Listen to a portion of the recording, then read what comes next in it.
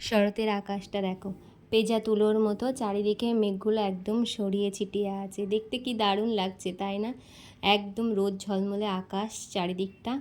কদিন ধরে তো ভীষণই বৃষ্টি হলো, একদমই রোদ্দুর ওঠেনি, কিন্তু 2-3 দিন ধরে না ভীষণ সুন্দর রোদ্দুর উঠছে।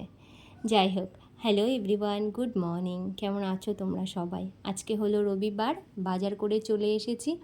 দেখো, বাজার থেকে নিয়ে এসেছি আজকে একটু ভোলা মাছ, আর সাথে রয়েছে একটুখানি পাবদা মাছ আর চিকেন এনেছি। বাবার শরীরটা হঠাৎ করে খুবই খারাপ। বাবা আর ঠিকমতো বাজার যাওয়ার মতো পরিস্থিতি তো নেই, শরীরটা ভীষণই খারাপ। তাই ভাবলাম একবারে যখন যাচ্ছি অনেকটা মাছ আর চিকেন নিয়ে আসি। এই যে মাছ নিয়ে এসেছি, মোটামুটি আমাদের 3-4 দিনের মতো হয়ে যাবে। তারপরে এগুলো শেষ হয়ে গেলে আবার একদিন বাজার যেতে হবে। সকালবেলা সময় পাওয়া যায় না, অ্যাকচুয়ালি গুগলের স্কুল থাকে, ওকে রেডি করা, এই সোহাগকে একটু সময় দেওয়া, ওই জন্য আর সকালবেলাটা একদমই সময় হয় না। তাই একটু বেশি করেই বাজারটা করে নিয়ে এলাম। আর সোহাগ দেখো এদিকে রেডি হয়ে গেছে, পাপার সাথে যাবে ঘুরতে। ব্যাগের মধ্যে নিয়ে নিয়েছে জলের বোতল, চিপসের প্যাকেট। তো আমি ওকে জিজ্ঞাসা করছিলাম কোথায় যাচ্ছিস, বলে মন্দিরে। আমি বললাম মন্দিরে এরকম কিছু নিয়ে যায় নাকি, জলের বোতল চিপস এগুলো নিয়ে যায় মন্দিরে? তো ওর একটাই কাজ, বাবা এলে বাবার সাথে ও একটু মন্দিরে ঘুরতে যাবে, স্কুটিতে করে এখানে ওখানে ঘুরে বেড়াবে, ওর খুব মজা। বাবা এলে 2-3 দিন ও খুব মজায় থাকে আর কি।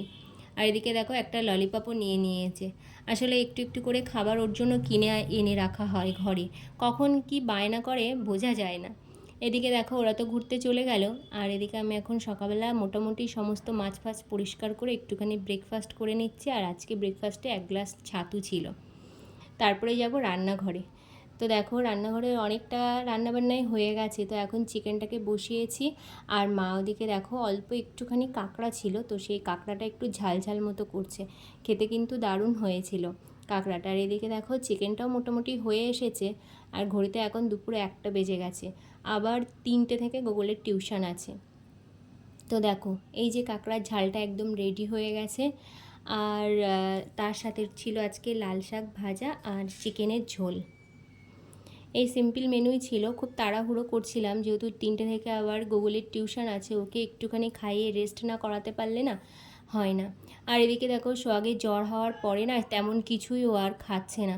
ও একটুখানি বাটারে হালকা একটু রুটি ছেঁকে দিলে তো সেই রুটিটাই কিন্তু ও খাচ্ছে, তাছাড়া আর কিচ্ছু খেতে চাইছে না। আর একটুখানি দুধ খাচ্ছে, এই খেয়েই ও আজকে প্রায় 7-8 দিন হয়ে গেল এটা খেয়েই রয়েছে। আর এদিকে দেখো দুপুরে আমরা সবাই একসাথে লাঞ্চ করতে বসে গেছি। শনিবারটা রবিবারটা এই দুটো দিনই একসাথে লাঞ্চ করার সময় পাই আমরা সবাই মিলে, নইলে তো আর সব কটা দিনই যে যার মতো কাজে চলে যায়। আর এদিকে দেখো সন্ধ্যা হয়ে গেছে, এখন একটুখানি সবাই মিলে বসে চা খাচ্ছি আর খবর দেখছি। আর বাইরের পরিস্থিতি চারিদিকের পরিস্থিতি তো ভীষণ বাজে।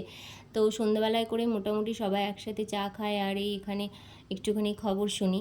চা খাওয়া হয়ে যাওয়ার পরে একটা তাল ছিল ফ্রিজে, তো সেই তালটা মা এখন বড়া করবে বলছে, তাই একটু ছেঁকে নিয়েছে।